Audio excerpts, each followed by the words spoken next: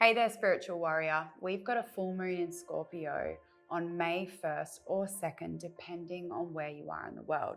So make sure you check where Scorpio lands in your chart to see where this is being activated in your life. Because this one, she's not light. She's not casual.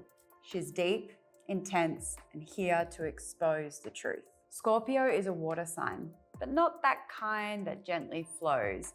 This is a stranded in the middle of the ocean at night, dark, mysterious, powerful, doesn't just touch the surface, it pulls you all the way down.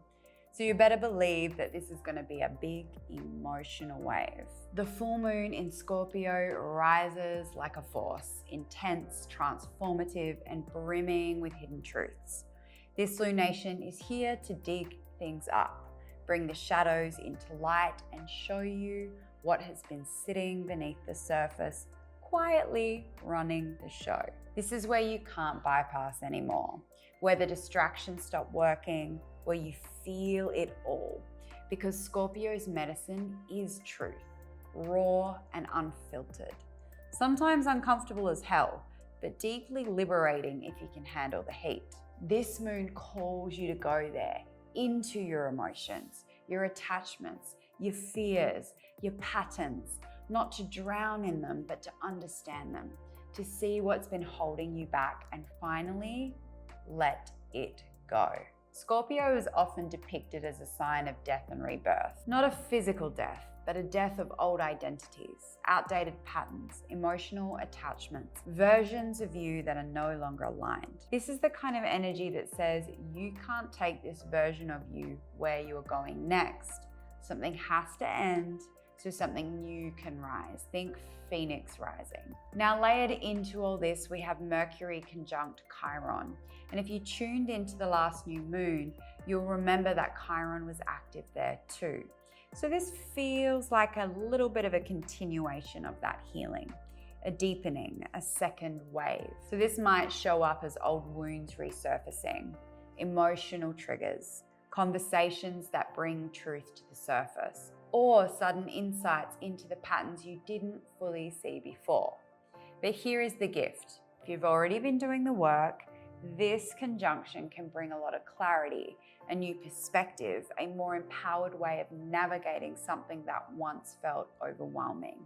This is where you realized, I'm not where I used to be, and that is powerful. Now, we're not just in the depths here.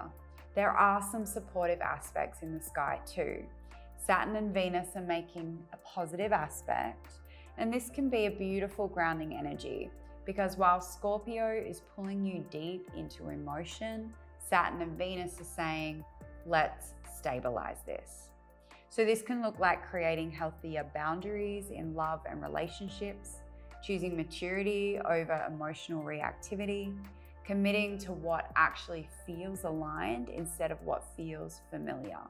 It can also support structuring your life around the things that bring you joy and pleasure, turning creative ideas into something real and tangible. This is where emotion meets devotion, where feeling meets structure. But let's not get it mixed up. This moon is still intense, so don't just expect to glide through it. You might feel the emotional highs and lows. You might be deep into introspection, that urge to pull back and go inward. The truth's all surfacing that you can't ignore anymore. That's not a problem, that's a point. This is a purge, an emotional, energetic clearing. And if you let it move through you, it will become alchemy. So what do you do with this energy? Don't run from it. Don't numb it. Meet it with presence and with honesty, with compassion for yourself. Let yourself feel. Let yourself release. Let yourself be seen by you. That intimacy that Scorpio deeply desires. Because on the other side of this is power, not forced power, but the kind that comes from deeply knowing yourself. And if you want to work with this energy a little more consciously, here are 5 journaling prompts to work through. What emotions have I been avoiding that are now asking to be felt? What am I holding on to that I know is no longer aligned with who I'm becoming? Where in my life am I being asked to surrender control and trust the process? What patterns or wounds keep resurfacing, and what are they trying to teach me? Who am I becoming as I release the old version of myself? And if this moon is stirring something up inside of you, if you feel that depth, that intensity, and that pull to go inward, you don't have to navigate it alone. As always, I'm holding a lunar alchemy healing session around the full moon, all online, where we work directly with this energy to release what's ready to go, to regulate the nervous system, and recalibrate your mind, your body, and your soul so that you can move through this transformation with support, with clarity, and with grounding. So if you feel called, the link will be in the description. So be gentle with yourself through this. It's deep work, it's transformation. Let it move you, let it change you, let it bring you home to yourself. Until next time.